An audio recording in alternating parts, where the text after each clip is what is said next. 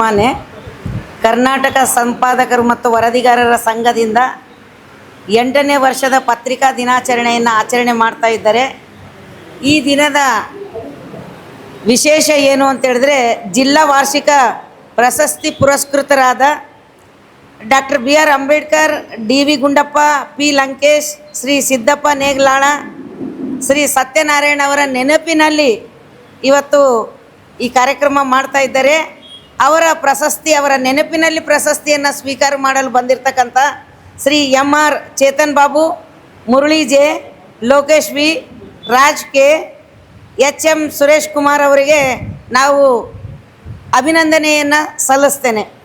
ಜೊತೆಗೆ ಇವತ್ತು ಈ ಕಾರ್ಯಕ್ರಮದಲ್ಲಿ ಪ್ರತಿಭಾ ಪುರಸ್ಕಾರಕ್ಕಾಗಿ ಆಗಮಿಸಿರ್ತಕ್ಕಂತಹ ಬಂಗಾರಪೇಟೆದವರು, ಕೋಲಾರ ಮತ್ತು ಮುಳಬಾಗಲ, Tiptur Kushal, Shri M, Shreyas SR, Nishant AR Gowda, Syed ಇಫ್ತಾರ್ ಅಹಮದ್, ತೃತಿ BR ಈ ಕಾರ್ಯಕ್ರಮಕ್ಕೆ ಆಗಮಿಸಿರ್ತಕ್ಕಂತಹ ಕೆರಾದ ಸಂಘದ ಎಲ್ಲ ಅಧ್ಯಕ್ಷರು, ಪದಾಧಿಕಾರಿಗಳು, ತಾಲೂಕು ಅಧ್ಯಕ್ಷರು ಹಾಗೂ ಪದಾಧಿಕಾರಿಗಳು ಹಾಗೂ ನನ್ನ ಎಲ್ಲ ಬಂಧುಗಳು. ಕಾರ್ಯಕ್ರಮದಲ್ಲಿ ಡಾಕ್ಟರ್ GY ಪದ್ಮಾ ನಾಗರಾಜ್, ಇಂದು ಸಂಜೆ ಪತ್ರಿಕೆಯ ವ್ಯವಸ್ಥಾಪಕ ಸಂಪಾದಕರು, ರವಿ ಸರ್ ಅವರು ಪತ್ರಿಕಾ ದಿನಾಚರಣೆದ ಮಹತ್ವ, ಅದು ಯಾರ ನೆನಪಿಗಾಗಿ ನಾವು ಇವತ್ತು ಈ ದಿನಾಚರಣೆಯನ್ನು ಆಚರಣೆ ಮಾಡ್ತಾ ಇದ್ದೀವಿ, ಇದರ ಹಿನ್ನೆಲೆ ಏನು ಅನ್ನೋದರ ಬಗ್ಗೆ ಅವರು ಸವಿಸ್ತಾರವಾಗಿ, ನಾವು ಪತ್ರಕರ್ತರು ಪತ್ರಿಕೋದ್ಯಮವನ್ನು ಹೇಗೆ ನಡೆಸ್ಕೊಂಡು ಹೋಗಬೇಕು, ಮುನ್ನಡೆಸಬೇಕು ಅನ್ನೋದ್ರ ಬಗ್ಗೆ ಇತಿಹಾಸ ಕುರಿತು ಅವರು ಸವಿಸ್ತಾರವಾಗಿ ಮಾತನಾಡಿದ್ದಾರೆ.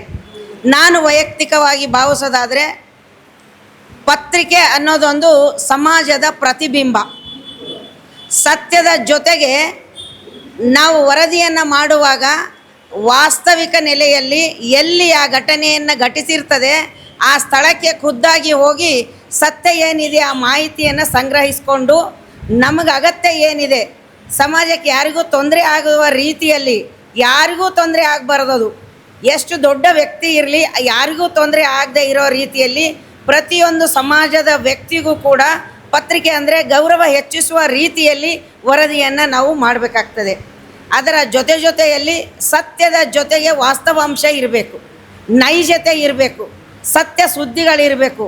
ಯಾರೇ ಆ ಪತ್ರಿಕೆಯನ್ನು ನೋಡಿದ್ರೆ ಇನ್ನೊಬ್ಬರಿಗೆ ಅದು ತಾವು ಓದಿದಲ್ಲದೇ ಇನ್ನೊಬ್ಬರಿಗೆ ಆ ಪತ್ರಿಕೆಯ ಪ್ರತಿಯನ್ನು ಕೊಡುವ ರೀತಿಯಲ್ಲಿ, ಅಥವಾ ತಾವೇ ಅದನ್ನು ಇಟ್ಕೊಂಡು ಶೇಖರಣೆ ಮಾಡಿ ಅದು ಸಂಗ್ರಹವಾಗಿ ಇಟ್ಕೊಳ್ಳುವ ರೀತಿಯಲ್ಲಿ ನಮ್ಮ ಪತ್ರಿಕೆ ಗುಣಮಟ್ಟ ಇರಬೇಕು ಅಂತ ನಾನು ಭಾವಿಸ್ಕೊಳ್ತೀನಿ. ಈಗ ಎಲ್ಲೇ ಹೋದರೂ ಕೂಡ ಸಮಾಜದಲ್ಲಿ ಎಷ್ಟು ದೊಡ್ಡ ವ್ಯಕ್ತಿಗಳಿದ್ದರೂ ಪತ್ರಿಕೋದ್ಯಮಗರಿಗೆ ಅಥವಾ ಪತ್ರಕರ್ತರಿಗೆ, ವರದಿಗಾರರಿಗೆ ವಿಶೇಷವಾದ ಒಂದು ಸ್ಥಳವನ್ನು ಕಾಯ್ದಿರಿಸ್ತದೆ. ಯಾಕೆ? ಸಮಾಜದ ಓರೆಕೋರಿಗಳನ್ನು ತಿದ್ದಿ ಚುಚ್ಚುಮದ್ದನ್ನು ಕೊಟ್ಟು ಆ ಸಮಾಜದಲ್ಲಿ ಸತ್ತಂತಿಹರನ್ನು ಬಡಿದು ಎಬ್ಬಿಸುವಂತಹ ಕೆಲಸ ಮಾಡಬೇಕಾಗಿದ್ದು ನಮ್ಮ ಪತ್ರಿಕೋದ್ಯಮದ ಈ ಒಂದು ಗಟ್ಟಿಯಾದ ಒಂದು ಆಧಾರ ಸ್ತಂಭ ಅಂತ ಹೇಳಿ ನಾನು ಭಾವಿಸ್ಕೊಳ್ತೀನಿ. ಹಾಗಾಗಿ ಇಂದು ಪತ್ರಿಕಾ ದಿನಾಚರಣೆಯ ಜೊತೆಗೆ ಸಮಾಜದ ಕಟ್ಟ ಕಡೆಯಲ್ಲಿರುವ ಒಬ್ಬ ವ್ಯಕ್ತಿಗೂ ಕೂಡ ಧೈರ್ಯ ತುಂಬಿ, ಸ್ವಾಭಿಮಾನವನ್ನು ತುಂಬಿ, ಪತ್ರಿಕಾ ರಂಗದಲ್ಲಿ ನಾನು ಕೂಡ ಒಂದು ಕೆಲಸ ಏನಾದರೂ ಮಾಡಬೇಕು ಅಂತ ಹೇಳಿ ಯುವ ಜನರಲ್ಲಿ ಆಸೆಯನ್ನು ಹುಟ್ಟಿಸುವಂತಹ ಕೆಲಸವನ್ನು ಪತ್ರಿಕಾ ರಂಗ ಮಾಡಬೇಕು ಅಂತ ಹೇಳಿ ನಾನು ಭಾವಿಸ್ಕೊಳ್ತೀನಿ.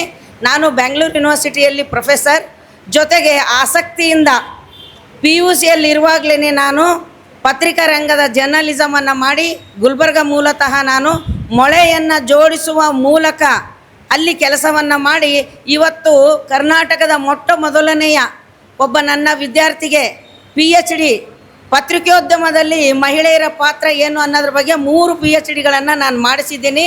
ಆ ಎಲ್ಲ PhD ವಿದ್ಯಾರ್ಥಿಗಳು ಇವತ್ತು ಜರ್ನಲಿಸಮ್ ಡಿಪಾರ್ಟ್ಮೆಂಟ್ಗಳಲ್ಲಿ ಹೆಡ್ಗಳಾಗಿದ್ದಾರೆ.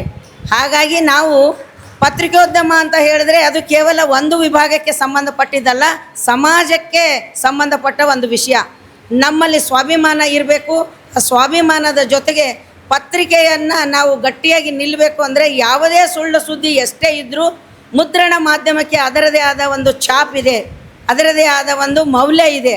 ಆ ಮೌಲ್ಯವನ್ನು ಗಟ್ಟಿಗೊಳಿಸಬೇಕು ಅಂತ ಹೇಳಿದರೆ ನೀವು ಎಲ್ಲರೂ ಪತ್ರಿಕೋದ್ಯಮದಲ್ಲಿ ಕೆಲಸ ಮಾಡುವಂಥ ಪ್ರತಿಯೊಬ್ಬ ಪತ್ರಕರ್ತರು ಪ್ರಾಮಾಣಿಕತೆ, ದಕ್ಷತೆಯಿಂದ ಸಮಾಜದ ಸವಾಲುಗಳೇನಿದೆ, ಸಮಸ್ಯೆಗಳೇನಿದೆ, ಅವುಗಳ ಪರಿಹಾರಕ್ಕಾಗಿ ನಾವು ಹೇಗೆ ಕೆಲಸವನ್ನು ಮಾಡಬೇಕು ಅನ್ನೋದನ್ನು ನಾವುಗಳು ಸಮಾಜದ ಒಂದು ತಿದ್ದುಪಡಿಯನ್ನು ಮಾಡಬೇಕು ಅಂತ ಹೇಳಿ ನಾನು ಈ ಪತ್ರಿಕಾ ದಿನಾಚರಣೆಯ ಎಲ್ಲರೂ ದೊಡ್ಡವರು ಹಿರಿಯರೆಲ್ಲ ಮಾತಾಡಬೇಕಿದೆ. ಪ್ರತಿಯೊಬ್ಬರಿಗೂ ಶುಭಾಶಯಗಳನ್ನು ಹೇಳ್ತೀನಿ. ಹಾಗೂ ಈ ಪ್ರಶಸ್ತಿಯನ್ನು ಸ್ವೀಕಾರ ಮಾಡೋಕ್ಕೆ ಬಂದಿರತಕ್ಕಂಥವ್ರಿಗೆ ಅಭಿನಂದನೆಯನ್ನು ಸಲ್ಲಿಸ್ತೇನೆ. ಪತ್ರಿಕಾ ಮಾಧ್ಯಮ ಯಾವತ್ತೂ ಜೀವ ಇರುವಂತಹ ಒಂದು ಸಾಕ್ಷೀಕರಿಸುವಂತಹ ಒಂದು ಅಸ್ತ್ರ. ಅದಕ್ಕೆ pen is the sword of society ಅಂತ ಹೇಳ್ತಾರೆ. ಖಡ್ಗ, ಲೇಖನಿ ಅಂದರೆ ಅದು ಒಂದು ಸಮಾಜದ ಖಡ್ಗ ಅಂತ ಹೇಳ್ತಾರೆ. ಖಡ್ಗ ಅಂದರೆ ಹರಿತವಾಗಿರ್ತದೆ. ಹರಿತ ಎಲ್ಲಿರಬೇಕು ಅಂದರೆ ಸರ್ಕಾರದ ತಪ್ಪುಗಳನ್ನು ತಿದ್ದುವುದಕ್ಕಾಗಿ ಹರಿತವಾದ ಈ ಖಡ್ಗವನ್ನು, ಲೇಖನಿಯನ್ನು ನಾವು ಉಪಯೋಗಿಸ್ಕೊಳ್ಬೇಕು ಅಂತ ಹೇಳ್ತಾ ಎಲ್ಲರಿಗೂ ಪತ್ರಿಕಾ ದಿನಾಚರಣೆಯ ಹಾರ್ದಿಕ ಶುಭಾಶಯ ಹೇಳ್ತೀನಿ. ನಮಸ್ಕಾರಗಳು.